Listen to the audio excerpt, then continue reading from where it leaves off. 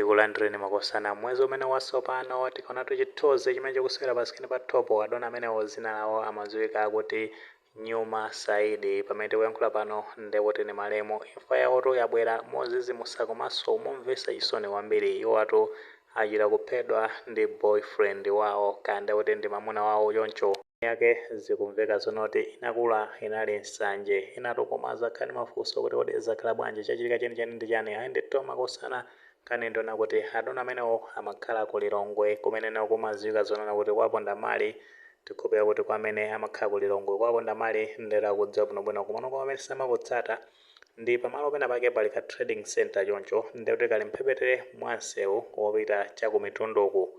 Kani ndona kuti adona amenewo amapanga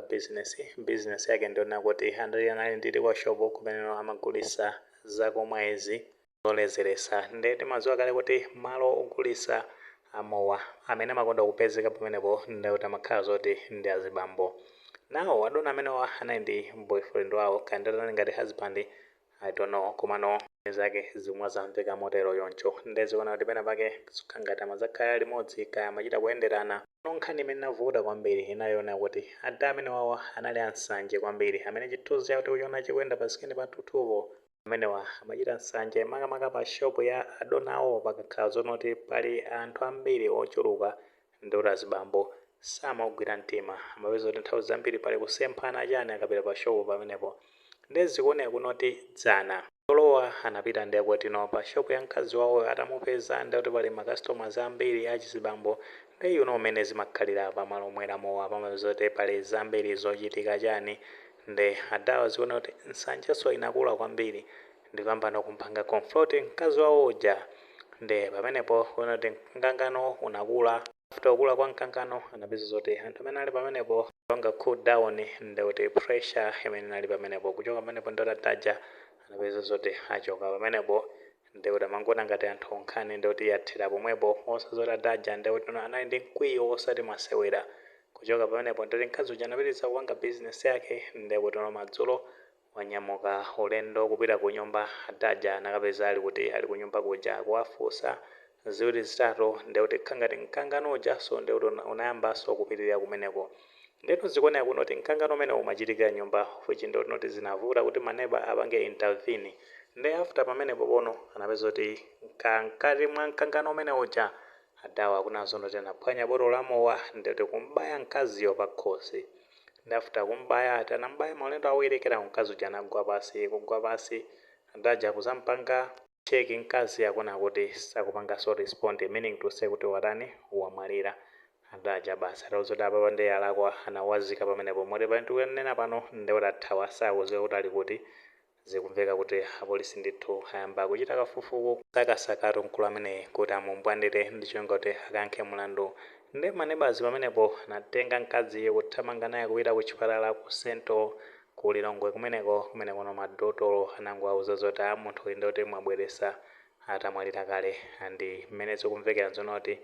dongosolo la maliro linalongosoke bwinobwino ndikuti thupi lake lili kumochale yakumeneko ku Kamuzu Central Hospital zake zosayenda zosakhala bwino of yakuonera zona kuti kumeneko kwaponda maliro ndikuti sikunali kwawo anangopita for business komano originally mkazi amene tikuti Nyuma Saidi ndikuti amachokera kumponera mboma la Dowa madawa sizuza kuti kwawo ndikuti of anthu enake mwazayankhula zonena kuti ati amene wadziwa bwinobwino komano asamachera kupsa mtima kwambiri amasungira mkwiyo kwambiri kwa anthu amene amacheza nawo amazayankhula motero choncho komano this is a pure gender based violence amenewa akuena ndithu kuti asakidwe agwidwe akayankhe mlandu chifukwa pamene papa ndikuti aphwanya malamulo makamaka tikapita ku Penal Code section 209 imakamba zonena kuti kuchosa moyo wa munthu kuti ndi mlandu akuena kukumana ndi lamulo ndithu mlandu wa mada no kumazaona kuti jealous or misunderstanding munthu sungapangire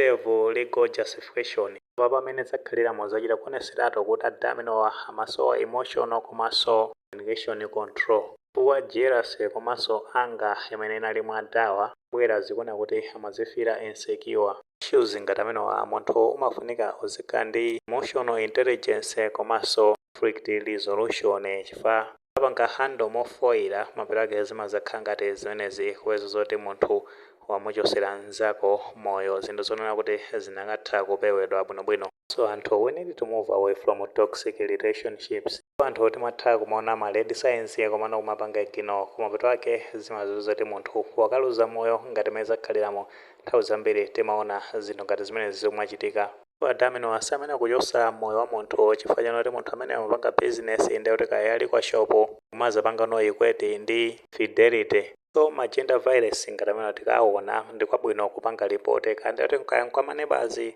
kaya ngati kuti kuna zonena kuti ukapanga ripoti kandi ku polisi kwina wake kuti tipeze chithandizo or else to move on with our life. Izi zimachitika kwa azibambo komanso azimayi kama relationships mabanja amoti makhala tikuziona zinthu ngati zimene recently kwakhala kupangidwa rekodi makeses ngati amene wawa tikatengeranso zimene zinachitika mwezi wa January chaka chino cha 2025 kapanali pa 5 January pamenepo ku Lilongwe kumeneko wa polisi wina wake ameneyo amadziwika ndi dzina loti Jonathan Mwaka. Ameneyo anapeza zoti mkazi wake anasempha kazi chani kana anafika mochedwa ku nyumba chani kumetoke mkazi uja ndi kuti kansanje kupsa mtima chani kutenga madzi otentha moto kumuthira mkulu ameneyo. Zosakhala bwino, the guy anali mu ululu osati wamasewera. Ono kuti panopa ndi kuti popeza bwanji koma nkhani zake ndi kuti ngati zimenezi ma gender based violence ma issues awa ndi ambiri amene amakhala kuchitika chifukwa recently tinanso kuti panali pa 23 February chaka chimene cha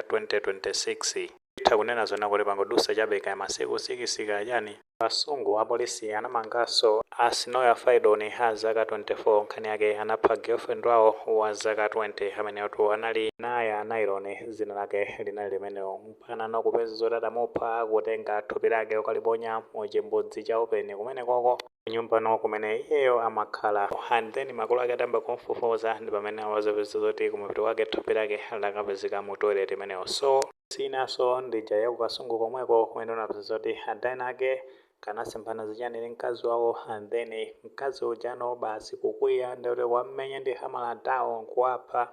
kuthawa kwasiya ndi kuti ali nyumba ngoperekano report kwa chibale yake kuti muchite cheke m'bale wanu kumapeto wake ndi kuti adamino anapeza kuti amwalira aphedwa ndithudi ndi mkazi ameneyo. So ma issues amene amakhala akuchitika kwambiri ndi anthu kuti akhazona tikuona ma red signs ndi kwabwino ndoti kutuluka mu relationship imeneyo kuti no tipitire ndi moyo wathu kusiyana ndi kuti tikakakamize zinthu zimene kumapeto wake zitha kupanga cost miyoyo yathu. Imfa yowawa kwambiri, imfa yosayiwalika, imfa yoswa mtima. Pamapeto penipeni tikhopa kuti apolisi akugwira ntchito yotamandika kusakasaka mkulu amene ndi cholinga choti chilungamo pa imfa ya Nyuma Saidi chitapezeka bwinobwino. Mkulu amene atagwidwa ndithudi akaweruzidwe pa mchitidwe wosakhala bwino umene wachita pamenepa. Tingoti pepani kwambiri akubanja sizinaende sizinakhale bwino, zinthu zosakhala bwino, zinthu zosayembekezereka. Abe tingoti Ambuye akutonthozeni, mzimu wa malemo Nyuma Saidi uwuse mumtendere. Nkuthekato muli ndi maganizo pa nkhani imeneyi makamaka pamene tinazo kuti boyfriend ku Lilongwe kwaponda mali ndi kuti no wapha bwenzi chake chifukwa cha nsanje. Ngati maganizo amene alipo mutafotokoza comment section kwa mulemekeza maganizo anzathu.